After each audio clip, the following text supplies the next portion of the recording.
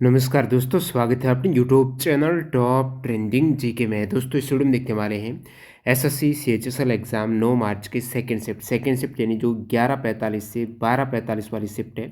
इस शिफ्ट में पूछे गए जीके के सवाल का जो मेमोरी बेस्ड क्वेश्चंस है उसका एक्स्ट्रा फैक्ट सहित एनालिसिस है वो रहने वाला है। तो जो कैंडिडेट हैं आने वाले शिफ्ट में एग्जाम है, लाइक करते हुए कंटिन्यू कीजिएगा इस एफर्ट के लिए। पीडीएफ फाइल के लिए ऑल शिफ्ट की एक साथ आपको टेलीग्राम चैनल पर मिल जाएगी, तो ज्वाइन कर सकते हो Telegram channel, link description box में है जहाँ पर आप अपना रिव्यू भी भेज सकते हो। सारे सवाल अन्य इंपॉर्टेंट एक्स्ट्रा फैक्ट सहित रहेंगे। तो आने वाले सेट में जिनका एग्जाम है बहुत ज़्यादा फायदा होगा, आपको अंत तक बने रहना है। न्यू कैंडिडेट सब्सक्राइब करके बेल आइकन हिट कर देना। शुरुआत करते हैं सवाल नंबर 1 के साथ। राजस्थान से उद्गम होने वाली नदी कौन सी है? तो राजस्थान से प्रमुख रूप से बनास है, लूनी है, इन नदियों का उद्गम होता है। और बाकी जो विकल्प में मध्य प्रदेश की रिवर्स थी, तो मध्य प्रदेश में उद्गम होने वाली प्रमुख नदियों में चंबल, माही और नर्मदा हो जाएगा। अगला सवाल देखिए, उससे पहले आप टेक्स्ट बुक की फ्लैश सेल का फ़ायदा उठा सकते हो। न्यू कैंडिडेट जो टेक्स्ट बुक के मॉक टेस्ट सीरीज से नहीं जुड़े हैं और पहली बार एग्जाम देने जा रहे हो, तो आपको पता है एग्जाम में समय बहुत कम में रहता है और सभी पूरे सवाल अटेम्प्ट करने के लिए कम समय में आपको क्या चाहिए? प्रैक्टिस चाहिए। प्रैक्टिस के लिए जितने ज़्यादा हो सके मॉक टेस्ट अटेम्प्ट कीजिएगा। मॉक टेस्ट का इंपॉर्टेंट भाग होता है, आप उस मॉक टेस्ट का एनालिसिस कीजिएगा, कहाँ पर गलतियाँ हो रही हैं। समय रहते नेक्स्ट मॉक टेस्ट में आप उसमें सुधार करेंगे तो ज़रूर आप रैंक हासिल कर पाएंगे। फ्लैश सेल में आपको टीटीजे के कूपन कोड यूज़ करना है, बहुत कम प्राइस में, यानी एक दिन में ₹1 से भी कम प्राइस में ये ईयरली टेक्स्ट बुक पास मिल जाएगा।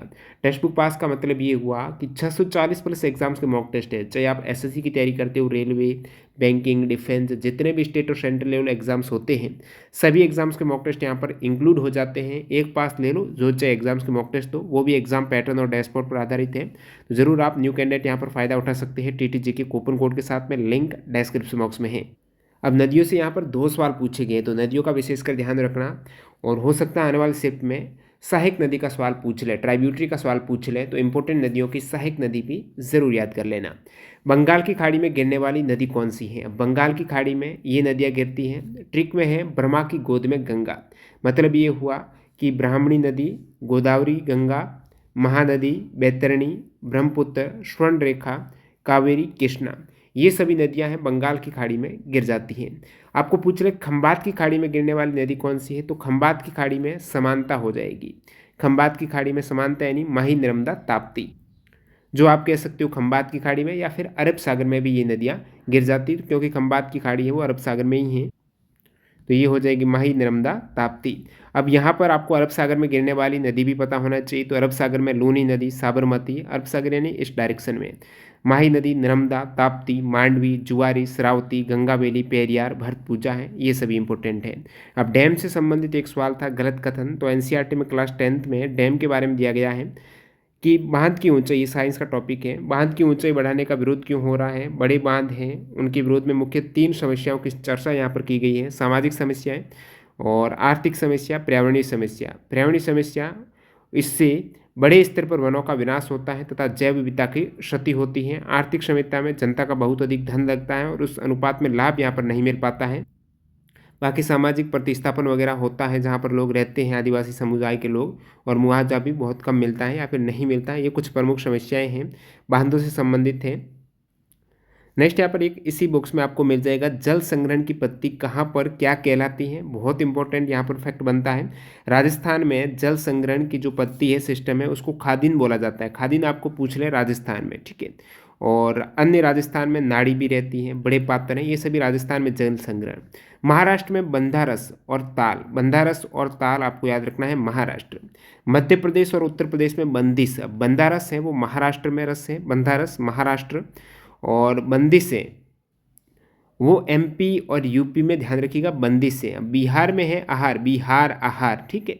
आहार और पाइन है वो बिहार में। हिमाचल प्रदेश याद रखिएगा कोल्ह, जम्मू में कांदी क्षेत्र है। ये सभी जल संग्रहण की पद्धतियां हैं। और जो जम्मू की बात हो रही थी, जम्मू में कांदी क्षेत्र में तालाब, और तमिलनाडु में याद रखना एरिस कहा जाता है। केरल में सुरंगम, कर्नाटक में कट्टा, कर्नाटक कट्टा, केरल सुरंगम, ये स्क्रीनशॉट ले लो। नेक्स्ट यहाँ पर कौन सी मेमोरी नॉन वॉलेटाइल है? मतलब स्थायी मेमोरी कौन सी है? वॉलेटाइल है वो अस्थायी मेमोरी को कहा जाता है। अस्थायी का मतलब जब पावर ऑन रहता है उस केस में ही वो मेमोरी है। अस्थायी मेमोरी बहुत तीव्र होती है, फास्ट होती है, जैसे केस मेमोरी है, रैम है, और ये सभी अस्थायी मेमोरी जो बहुत रजिस्ट्रार वगैरह, फर्स्ट मेमोरी वो अस्थायी मेमोरी है, यानी जैसे ही लाइट चली गई मेमोरी नष्ट हो गई, एरेज हो गई। और जो नॉन वोलेटाइल है, स्थायी मेमोरी है, यहाँ पर इलेक्ट्रिसिटी डिपेंड नहीं करेगी। तो रीड ओनली मेमोरी, रोम एक स्थायी मेमोरी, ध्यान रखना। रैम अस्थायी है, वोलेटाइल है। और रोम के अंतर्गत flash memories, optic disk, hard drive, ये सभी स्थायी मेमोरी के अंतर्गत आती है। वोलेटाइल में आपकी केस मेमोरी तो काफ़ी तेज रहती है, रैंडम एक्सेस मेमोरी, ये वोलेटाइल है। तो कंप्यूटर के 2 सवाल पर शिफ्ट में आ रही है। प्रिंट प्रीव्यू के लिए शॉर्टकट कुंजी कौन सी, ये एक सवाल पूछा गया है, एक शॉर्टकट का पूछ लिया, एक कोई डेफिनेशन से आ गया आपकी। प्रिंट प्रीव्यू के लिए शॉर्टकट कुंजी है कंट्रोल के साथ F2, जो फंक्शन की कंट्रोल प्लस F2 करेंगे तो प्रिंट प्रीव्यू, मतलब जो प्रिंट आएगा वो कैसा आएगा स्क्रीन पे आप पहले ही देख पाओगे, उसमें सेटिंग चेंज कर पाओगे प्रिंट प्रीव्यू के द्वारा। कंप्यूटर में आपको आने वाले सेट में पूछा जा सकता है सवाल, क्योंकि एनटीपीसी में सवाल पूछा गया था। एनटीपीसी में भी इस प्रकार कंप्यूटर के सवाल पूछे गए थे, प्रत्येक शिफ्ट में 3-4। तो वहाँ पर एक सवाल था, कंप्यूटर में एक से अधिक ओपन प्रोग्राम में स्विच करने के लिए, कंप्यूटर में आपने 2 प्रोग्राम खोल रखे अलग अलग विंडोज़ में एक ही कंप्यूटर में, तो उस केस में एक प्रोग्राम से दूसरे में आपको स्विच करना है तो अल्ट के साथ टैब की प्रेस करनी पड़ेगी। कुछ बेसिक शॉर्टकट आप यहाँ पर जान लीजिएगा, इंपॉर्टेंट रहेगा आने वाले शिफ्ट के लिए। और अल्ट शिफ्ट टैब का क्या काम आता है, अल्ट शिफ्ट और टैब, मैंने कहा अल्ट और टैब है वो स्विच कर पाएगी। और switch backwards between open application है, एक एप्लीकेशन से फॉरवर्ड केस में 2-3 एप्लीकेशन ओपन कर रखी, पहले आप यहाँ पर हो, नेक्स्ट एप्लीकेशन में जाना हो तो अल्ट के साथ टैब, लेकिन आप सेकेंड पे और उस पर प्रीवियस पे आना है तो आपको अल्ट टैब के साथ शिफ्ट भी दबाना पड़ेगा, ठीक है। अब alt plus F4 close current open program, जो भी आपका प्रोग्राम ओपन है उसको क्लोज करना है तो अल्ट के साथ F4, कंट्रोल के साथ F4 आप दबाएंगे क्लोज विंडोज इन प्रोग्राम, एक ही प्रोग्राम में कोई विंडो ओपन है तो control plus F4। Control alt delete है, काफ़ी इंपॉर्टेंट है, इससे ऑप्शन आपका ओपन होगा। कंट्रोल अल्ट और डिलीट की से आप कंप्यूटर को शट डाउन का ऑप्शन दे सकते हो, टास्क मैनेजर खुल जाएगा आपके सामने, रिबूट, साइन आउट, ये सभी ऑप्शन मिल जाएगा। अब कुछ इंपॉर्टेंट जो सीजीएल में पूछे गए थे 2 सवाल की, कंट्रोल प्लस के, हाइपरलिंक का पूछा गया था शॉर्टकट की क्या रहता है। हाइपरलिंक है, डायरेक्टली आप कभी कभी पीडीएफ में क्लिक करते हो ना, वो वेब पेज पे चले जाते हो लिंक से, तो वो हाइपरलिंक है, कंट्रोल के। आपको पूछ लें कोई वेब पेज ओपन कर रखा, उसको बुकमार्क करना है, सेव करना है, जो करंट वेब पेज को बुकमार्क करने के लिए कंट्रोल प्लस डी रहती है। एमएस वर्ड में पूरे पैराग्राफ, ये एनटीपीसी में पूछा सवाल है, एमएस वर्ड में पूरे पैराग्राफ, जो टीसीएस नहीं पूछा इसलिए मैं ज़्यादा एम्फेसाइज कर रहा हूँ यहाँ पर। एमएस वर्ड में पूरे पैराग्राफ फॉर्मेटिंग को रिमूव करने के लिए कौन सी शॉर्टकट कुंजी काम में लेते हैं, तो पूरे पैराग्राफ फॉर्मेटिंग को रिमूव करने के लिए कंट्रोल प्लस क्यू का काम में लिया जाता है। अब अलाइनमेंट के लिए एमएस वर्ड में जो अलाइन किया जाता है उनकी ये इंपॉर्टेंट शॉर्टकट कुंजी याद रखना आपको, जैसे कंट्रोल ई है, आपको सेंटर में अलाइन करना तो ई, राइट में आर है, जस्टिफाई जे है, लेफ्ट में एल है कंट्रोल के साथ में। एमएस एक्सेल में ये सवाल भी पूछा हुआ टीचर्स के द्वारा, एमएस एक्सेल में सेल को एडिट करने के लिए शॉर्टकट कुंजी सेल रहती है, उस सेल में आप एडिट करना चाहते हो नई वैल्यू वगैरह तो F2 आपको फंक्शन की काम में लेनी पड़ेगी। जब फंक्शन की बात आई है तो जो 12 फंक्शन कीज हैं उसमें इंपॉर्टेंट जान लीजिएगा। जैसे प्रथम जो फंक्शन की F1 है, इसका कार्य है हेल्प स्क्रीन। जैसे ही आप F1 क्लिक करेंगे, किसी भी प्रोग्राम के बारे में, मेन्यू के बारे में आपको जानना है तो F1 की सहायता से आप हेल्प स्क्रीन वहाँ पर पॉपअप हो जाएगी, क्या क्या वो प्रोग्राम काम में आता है। F2 रीनेम करता है, सिलेक्टेड आइटम को नाम चेंज करना है तो F2 हो जाएगा। और बाकी एमएस वर्ड में F2 कंट्रोल के साथ मैंने कहा प्रिंट प्रीव्यू ओपन हो जाएगा एमएस वर्ड में। ओपन सर्च टूल ओपन करने के लिए F3 हो जाएगा। अब F4 का विशेषकर उपयोग होता है इंटरनेट ब्राउजर में, जो F4 है वो ओपन कर सकती है या फिर क्लोज कर सकती है एड्रेस बार को, ये ज़्यादा इंपॉर्टेंट नहीं है। इंपॉर्टेंट है F5 जो रिफ्रेश करती है। इसके अलावा F6 होता है cycle through screen element in a window और ऑन द डेस्कटॉप, मतलब एक एलिमेंट से दूसरे एलिमेंट में आपको जाना है, पूरे विंडो में जितने भी अलग अलग एलिमेंट आपको मिलेंगे तो साइकिल थ्रू है, आप स्विच होते जाएंगे एलिमेंट में F6 से directly. Program spelling very important है, कोई भी प्रोग्राम में वर्ड्स में स्पेलिंग और ग्रामर चेक करने के लिए F7 है, F7 आप चेक कर पाएंगे ग्रामर को।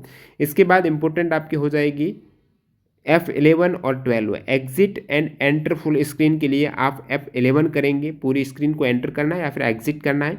और F12 है वो open the save as window in the MS Word, Microsoft Word में आपको सेव एज विंडो ओपन करना है, मतलब कोई भी प्रोग्राम आप सेव कर रहे हो फाइल को, माइक्रोसॉफ्ट वर्ड में आप फाइल को सेव कर रहे हो, उस फाइल को किस नाम से सेव करना है, कहाँ पर किस फोल्डर में सेव करना है, वो सभी सेव एज के अंतर्गत आपको मिलने वाला ऑप्शन। कंट्रोल के साथ F12 आप करेंगे। अब F12 का अलग अलग की कॉम्बिनेशन क्या है, तो कंट्रोल के साथ F12 में open a document in the word है, वर्ड के अंदर MS वर्ड में आपको डॉक्यूमेंट को ओपन करना है, तो कंट्रोल के साथ F12, ठीक है। और यहाँ पर आपको सेव, जैसे सेव के केस में कंट्रोल के साथ S करने पर आपका सेव हो जाता है, और शिफ्ट के साथ F12 करने पर भी आप वर्ड डॉक्यूमेंट को सेव कर पाएंगे। और बाकी यहाँ पर प्रिंट ए डॉक्यूमेंट, अब कंट्रोल प्लस पी का रहता है प्रिंट का, आपको पता है कंट्रोल प्लस पी कमांड देते ही आपका प्रिंट ऑप्शन खुल जाएगा, प्रिंट कर पाएंगे। लेकिन एक अलग यहाँ पर कॉम्बिनेशन भी है, शॉर्टकट है, कंट्रोल शिफ्ट के साथ F12 करने पर भी आप प्रिंट ले पाते हो। प्रमुख सितार वादक कौन है, तो उसमें रविशंकर का नाम आता है प्रमुख सितार वादक में। इसके अलावा निखिल बनर्जी का आता है, विलायत खान का आता है, वंदे हसन, शहीद परवेज, उमाशंकर मिश्र, बुद्धादित्य मुखर्जी, ये सभी तत्वाद्य यंत्र सितार के प्लेयर हैं। तत्वाद्य यंत्र हैं तार से जो सितार, एकतारा, वीणा, कमाचा, शांगरी, ये सभी आ जाते हैं। जब सितार की बात आई तो आपको स्रोद और तबला वादक, शहनाई वादक का भी पता होना चाहिए। स्रोद वादक में उस्ताद अमजद अली खान, उस्ताद अलाउद्दीन खान, अयान अली खान, अमान अली, अली अकबर खान।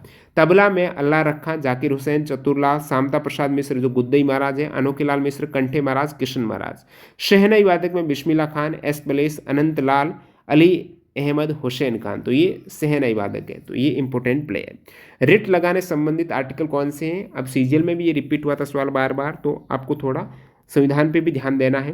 रिट लगाने संबंधित अनुच्छेद हैं, जैसे आपके मौलिक अधिकार का हनन हो रहा है तो डायरेक्टली आप सुप्रीम कोर्ट जा सकते हो, हाई कोर्ट जा सकते हो, वहाँ पर रिट दायर कर सकते हो। फंडामेंटल राइट्स के हनन के केस में सर्वोच्च न्यायालय में यदि आप रिट दायर करते हो तो आर्टिकल 32 के तहत दायर की जा सकती है, और हाईकोर्ट में आपको रिट को पूछ ले तो 226 है। प्रमुख रूप से 5 रिट याचिका रहती है। रिट जारी करने के 5 प्रकार हैं। हेबियस कॉर्पस है जो 24 घंटे बंदी बनाए रखते हैं, उस केस में जारी होती है। परमादेश है, उत्प्रेषण है, निषेधाज्ञा है, अधिकार परीक्षा है। थोड़ा इसके बारे में डिटेल में जानते हैं। जैसे हेबियस कॉर्पस है, बंदी प्रत्यक्षीकरण है, ये रिट तब लगाई जाती है जब किसी को अरेस्ट किया जाता है और न्यायालय में पेश नहीं किया जाता है 24 घंटे के भीतर, उस केस में वो हेबियस कॉर्पस है, बंदी प्रत्यक्षीकरण याचिका रिट दायर कर सकता है। अधिकार परीक्षा क्वे वारंटो, जब न्यायालय को लगता है कि कोई व्यक्ति ऐसे पद पर नियुक्त हो गया जिनका वो हकदार नहीं है, उस केस में न्यायालय है वो अधिकार परीक्षा है वो जारी करेगा। प्रोहिबिशन निषेधाज्ञा है, स्टे ऑर्डर रहता है। परमादेश है, इसके द्वारा न्यायालय अधिकारी को आदेश देता है कि वो उस कार्य को करें जो उसके अधिकार क्षेत्र में आता है। और सर्ट्योरी है, उत्प्रेषण है, ये रिट तब जारी की जाती है जब हाईकोर्ट को लगता है कि निचली अदालत है, तो उत्प्रेषण है, निचली अदालत है उनको आदेश पारित किया जाता है कि कोई भी निर्णय है उनकी शक्ति से परे है या फिर त्रुटि वगैरह हो जाती है, उस केस में हाईकोर्ट है, निचली अदालत या फिर जो भी अदालत है अपनी निचली अदालत को यहाँ पर उत्प्रेषण रिट जारी कर सकती है। और बाकी यहाँ पर नेक्स्ट सवाल है, पीएम मोदी जी ने कहाँ पर बल्क ड्रग पार्क की आधारशिला रखी है। बल्क ड्रग पार्क की आधारशिला है हिमाचल प्रदेश के ऊना में, हारोली जिला, ऊना, हिमाचल प्रदेश में। 13 अक्टूबर 2022 का करंट अफेयर्स है। बल्क ड्रग पार्क की आधारशिला रखी गई जिसे 1900 करोड़ रुपए से अधिक की लागत से बनाया जाएगा। ये पार्क एपीआई आयात पर निर्भरता घटाने में मदद करेगा। ईबाल निदान किस संस्था का ऑनलाइन पोर्टल है। सितंबर 2022 का करंट अफेयर्स। ईबाल निदान है एनसीपीसीआर यानी national commission for protection of child rights का एक ऑनलाइन पोर्टल है जो कि बाल अधिकारों के उल्लंघन के खिलाफ शिकायतों के निवारण के लिए ये ऑनलाइन पोर्टल नाम है ईबाल निदान। प्लासी का युद्ध किनके मध्य हुआ है। प्लासी का युद्ध है, एक तरफ अंग्रेज थे जो ब्रिटिश ईस्ट इंडिया कंपनी, जिसका नेतृत्व कौन कर रहा था, रॉबर्ट क्लाइव, याद रखना है, ब्रिटिश ईस्ट इंडिया कंपनी की तरफ से। सेकेंड ओर से बंगाल के नवाज सिराजुद्दौला थे, जिसमें ब्रिटिश ईस्ट इंडिया कंपनी ने जो रॉबर्ट क्लाइव नेतृत्व कर रहे थे नवाज सिराजुद्दौला को हरा दिया था। हराया, इसमें थोड़ा धोखा हो गया था नवाज सिराजुद्दौला को। मीर जाफर का विश्वासघात, ये इंग्लैंड सेना की तरफ चले गए थे, जिनके चलते 23 जून आपको पता प्लासी का युद्ध 1757 को हुआ था। हार का सामना करना पड़ा मीर जाफर के विश्वासघात के कारण। निर्मला और मानसरोवर उपन्यास के लेखक, अब मुंशी प्रेमचंद का काफ़ी बार टीसीएस ने सवाल पूछा है। मुंशी प्रेमचंद के जितने भी आपको नॉवल है वो याद रखना है। मुंशी प्रेमचंद के नॉवल में गोदान है, कर्मभूमि है, गबन है, मानसरोवर है, ईदगाह है, निर्मला है, ये सभी मुंशी प्रेमचंद के द्वारा लिखित उपन्यास है। मुंशी प्रेमचंद का मूल नाम धनपत राय श्रीवास्तव। नेक्स्ट, अंडमान निकोबार का कुल क्षेत्रफल कितना है। सबसे कम क्षेत्रफल यूटी के केस की बात करें तो लक्षद्वीप का है 32 वर्ग किलोमीटर। सभी यूटी का क्षेत्रफल जान लीजिएगा। लक्षद्वीप के बाद चंडीगढ़ का 114 वर्ग किलोमीटर, पुदुचेरी का 492 वर्ग किलोमीटर, दादर नगर हवेली का 603 है, दिल्ली का है 1483 है, ध्यान रखना 1483 है, कहीं 84 भी बता रहे हैं। तो ये 1490 के आसपास है दिल्ली का। अंडमान निकोबार जो पूछा है 8,249 है, अंडमान निकोबार 8,249 वर्ग किमी। जम्मू कश्मीर का 42,241 सेकेंड हाईएस्ट है। सबसे अधिक लद्दाख का क्षेत्रफल है 59,146 वर्ग किलोमीटर। पल्लवों की राजधानी है, तो सभी की मैं राजधानी बता दूंगा अपन के आपको। तो पल्लवों की वैसे राजधानी आपको पूछा है वो है कांचीपुरम। पल्लवों की राजधानी आपको पूछा है तो कांचीपुरम हो जाएगा। नेक्स्ट यहाँ पर आपको पूछ ले हरेक डायनेस्टी की राजधानी, पहले राजगृह थी, बाद में उन्होंने पाटलिपुत्र है वो स्थानांतरित किया। शिशुनाग की क्या है राजगीर। नंद वंश की राजधानी पाटलिपुत्र, मौर्य की भी पाटलिपुत्र, शुंग की भी पाटलिपुत्र, बाद में विदिशा कर दी थी शुंग ने। कणव की पाटलिपुत्र, गुप्त की पाटलिपुत्र, चोल की तंजावुर थी। चोल की ध्यान रखना पुहार और तंजावुर। सातवाहन वंश की प्रतिष्ठानपुरम और अमरावती, सातवाहन की अमरावती और प्रतिष्ठानपुरम। कुषाण की है बगराम, पेशावर, तक्षशिला, मथुरा। पल्लव की कांचीपुरम जो पूछा है। चालुक्य की ध्यान रखना बादामी। राष्ट्रकूट की मान्यखेट याद रखना इंपॉर्टेंट है। एक सवाल पूछा हुआ ऑलरेडी, उज्जैन ने मगध की राजधानी कहाँ से पाटलिपुत्र शिफ्ट की थी। राजगृह से पाटलिपुत्र उज्जैन ने की थी मगध की राजधानी। नेक्स्ट यहाँ पर प्रो कबड्डी लीग सीजन 8 और अभी लेटेस्ट तो 2022 में सीजन 9 हुआ है, वो ध्यान में रखना है आपको। जैसे सीजन 8 की बात करूँ तो ये 21 या फिर 22 की शुरुआत में 21 एंडिंग में हुआ था। प्रो कबड्डी लीग सीजन 8 में विजेता रही थी दबंग दिल्ली, उप विजेता पटना पायरेट्स रही थी। आपको याद रखना सीजन 9 प्रो कबड्डी 2022 में जो हुआ है, चैंपियन जयपुर पिंक पैंथर रही है, उप विजेता पुनेरी पल्टन रही है। और जयपुर पिंक पैंथर से जो बाकी ओवरऑल सीजन 9 की बात करूँ मोस्ट सक्सेसफुल रेडर रहे हैं वो जयपुर पिंक पैंथर से ही अर्जुन देसवाल रहे हैं, 296 रेड पॉइंट इनके नाम है। और सबसे अधिक जो डिफेंस में टेकल में काम किया है वो इंडिया के जयपुर पिंक पैंथर के अंकुश ने किया है 89 पॉइंट के साथ में, युवा खिलाड़ी। औद्योगिक नीति किस पंचवर्षीय योजना में लाई गई थी। औद्योगिक नीति दोस्तों लाई गई थी सेकेंड पंचवर्षीय योजना का मूल जो उद्देश्य औद्योगिक नीति पर ही फोकस था। तो सेकेंड पंचवर्षीय योजना में औद्योगिक नीति संकल्प 1956 शुरू किया गया था। दूसरी पंचवर्षीय योजना महाल नोविश मॉडल पर आधारित है। पंचवर्षीय योजना कहाँ से ली गई है, रशिया के संविधान से अडॉप्ट की गई है। और आपको एक उदारीकरण का पूछा जाता है, उदारीकरण की शुरुआत भारत में कब हुई, मतलब नियम में ढील दी जाती है उस केस को उदारीकरण कहा जाता है। जब विदेशी कंपनियां बिना ज़्यादा नियम के भारत में निवेश कर सकती है, इन्वेस्ट कर सकती है, बिजनेस कर सकती है, ये ढील दी गई थी। 1991 में उदारीकरण की नीति आई थी। जब वहाँ पर 1991 में प्रधानमंत्री कौन थे, तो प्रधानमंत्री PV नरसिम्हा राव थे और वित्त मंत्री डॉक्टर मनमोहन सिंह थे। इस वक्त से काफ़ी बार उदारीकरण का सवाल पूछा गया है। और नेक्स्ट यहाँ पर बात कर लेते हैं पंचवर्षीय योजना के उद्देश्य की। प्रथम 1951 से 56 है कृषि पर विकास था, सेकेंड थी औद्योगिक विकास, तीसरी थी अर्थव्यवस्था को गतिमान और आत्मनिर्भर बनाना, तीसरी थी। चौथी में दो उद्देश्य थे, पहला था स्थिरता के साथ विकास, सेकेंड था आत्मनिर्भरता की स्थिति। पांचवी में कृषि को सर्वोच्च प्राथमिकता दी गई थी, इसके बाद उद्योग और खान को रखा गया था। छठी में गरीबी उन्मूलन और तकनीकी आत्मनिर्भरता, टेक्नोलॉजी छठी। और बाकी यहाँ पर रोजगार का 7वीं में, मानव संसाधन विकास जैसे रोजगार, शिक्षा, स्वास्थ्य 8वीं में। और इम्पोर्टेंट है नवमी है न्याय और समानता, 10वीं है 10 वर्ष के लिए भारत की प्रति व्यक्ति आय को दोगुना करना, 11वीं 12वीं वेरी वेरी इंपॉर्टेंट तेज और अधिक समावेशी, 11वीं 12वीं है तेज अधिक समावेशी के साथ में सतत विकास। अब नेक्स्ट यहाँ पर पंचवर्षीय योजना की आपको टाइमिंग पता होना चाहिए और जो बीच में गैप आया है, हॉलीडे आया है, वो कब कब आया वो भी ध्यान होना चाहिए, तो इसको थोड़ा ब्रीफली जान लो। फर्स्ट प्लान 1951 से 56, ठीक है, उसके बाद 56 से 61 हो गया, फिर 61 से 66 है, तो 3 लगातार प्लान आ गए 5-5 वर्ष के। फिर प्लान हॉलीडे आ गया तीसरी और चौथी के मध्य, मतलब ये हुआ कि 66 से 69 साल 3 वर्ष के लिए प्लान हॉलीडे रहा। फिर चौथी रही आपके 69 से 74 और पांचवी याद रखना, पांचवी पंचवर्षीय योजना है, 5 वर्ष की हुई नहीं, 4 वर्ष की ही हुई, पांचवी 5 वर्ष हुई ही नहीं। 1974 से 78, फिर 78 से 80 आपका रोलिंग प्लान आ गया था। पहले प्लान हॉलीडे 66 से 69, फिर रोलिंग प्लान 78 से 80 के मध्य, उसके बाद छठी 7वीं और ये 2 योजना कंटिन्यू रही थी 5-5 वर्ष। फिर एनुअल प्लान आ गया, ठीक है, एनुअल प्लान 90 से 92 आया, फिर 8वीं 9वीं 10वीं और 11वीं 12वीं योजनाएं चली पड़ी 5-5 वर्ष के लिए। नेक्स्ट वन, हाल ही में किस प्रसिद्ध टेनिस खिलाड़ी ने संन्यास की घोषणा की है। प्रसिद्ध टेनिस खिलाड़ी जिन्होंने संन्यास लिया है, जैसे यदि इंटरनेशनली पूछा है तो रोजर फेडरर थे, स्विट्जरलैंड के खिलाड़ी हैं। 15 सितंबर 2022 को इन्होंने संन्यास लिया है, जो कि 20 ग्रैंड स्लैम जीत चुके हैं। और बाकी इंडिया का पूछा है तो लेटेस्ट जनवरी 2023 का करंट अफेयर्स है, भारत की महिला टेनिस खिलाड़ी सानिया मिर्जा ने भी संन्यास की घोषणा की है। अब संघ सूची, राज्य सूची और समवर्ती सूची है, इनसे संबंधित आपको सवाल पूछा है विषय का। संघ सूची में टोटल अभी वर्तमान में 100 विषय हैं, शुरुआत में 97 थे। प्रमुख विषय में संघ सूची में रक्षा का आ जाएगा, सेना, रेलवे, अंतर्राष्ट्रीय संबंध, बंदरगाह, राजमार्ग, संचार, ये सभी संघ सूची के विषय हैं। राज्य सूची में आपके अभी वर्तमान में 61 विषय हैं, पहले 66 विषय थे राज्य सूची में, और वर्तमान में 61 विषय, जिसमें राज्य सूची में आपकी पुलिस आ जाएगा, सार्वजनिक व्यवस्था, सार्वजनिक स्वास्थ्य, स्वच्छता, अस्पताल भी राज्य सूची, औषधालय, सट्टा और जुआ राज्य सूची। समवर्ती सूची की बात करें तो 52 विषय है इसके अंतर्गत। शिक्षा, वन, शिक्षा, एडुकेशन और फॉरेस्ट है, ट्रेड यूनियन, मैरिज है, शादी भी समवर्ती सूची का विषय है।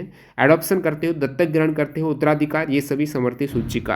अब मैंने कहा शुरुआत में 61 थे राज्य सूची में, पहले 66 थे, अभी 61 हो गए।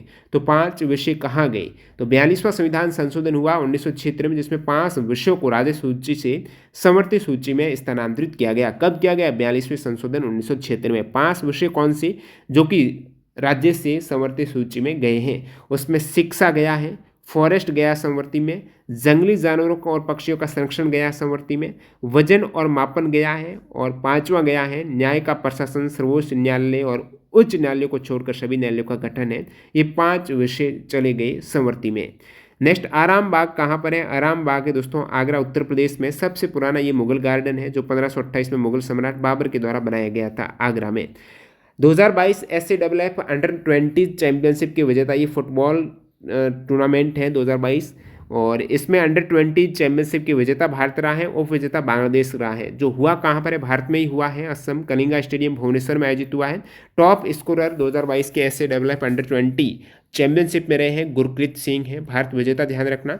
बाकी आपको पूछ लें फीफा अंडर-20 वर्ल्ड कप, तो फीफा अंडर-20 वर्ल्ड कप 2019 का हुआ था, वो पोलैंड में हुआ था, जिसमें यूक्रेन विजेता रहा था। 2023 में ये होने वाला है मई में इंडोनेशिया में। कोलाइडी विलियन का उदाहरण आपको साइंस का सवाल पूछा है। कोलाइडी विलियन होता कौन सा है?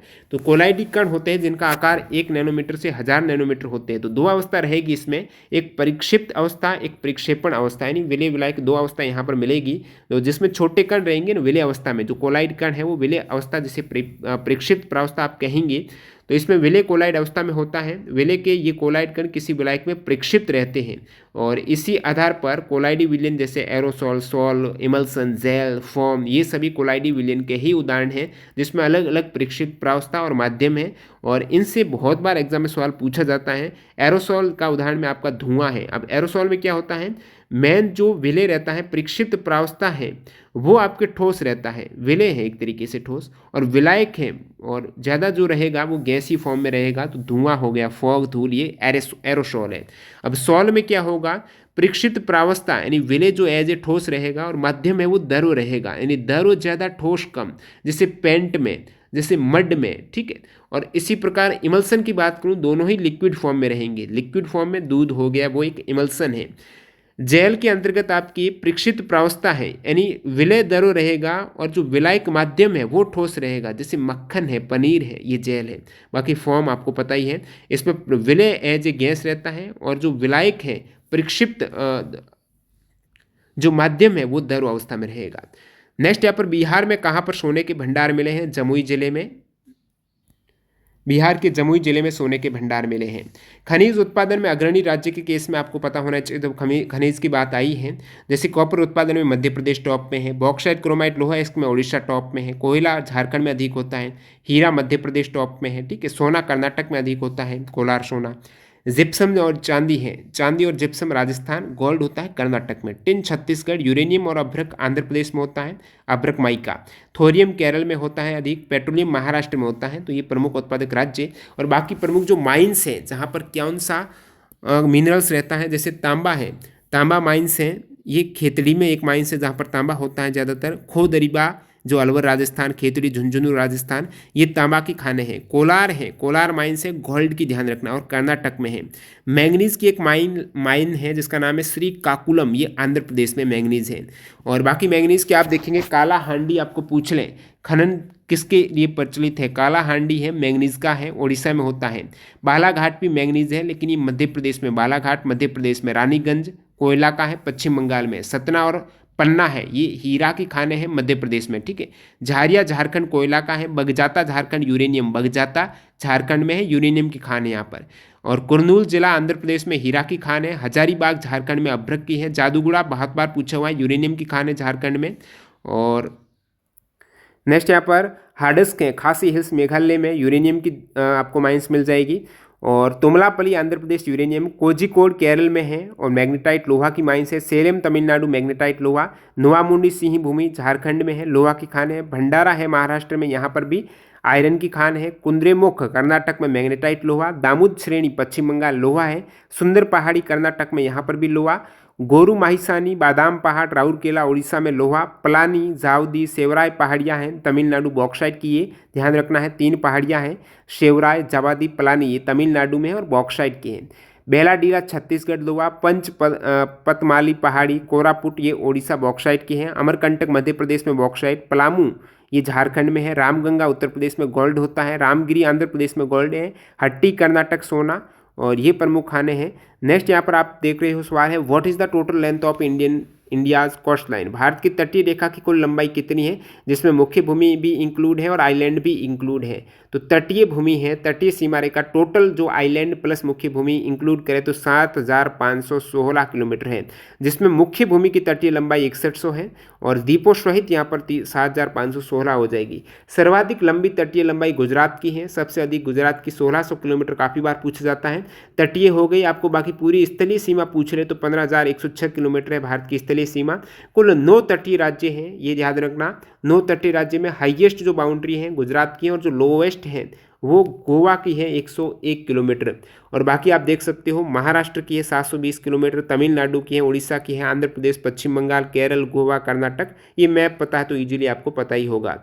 और नेक्स्ट यहाँ पर सवाल है, बाकी आपको पता होगा, भारत में सबसे लंबी तटरेखा वाला राज्य है, जब स्पेशली आपको प्रायद्वीपीय भारत का पूछ ले उस केस में लंबी तटरेखा वाला राज्य है आंध्र प्रदेश, जिसकी कुल तटीय लंबाई 974 किलोमीटर है।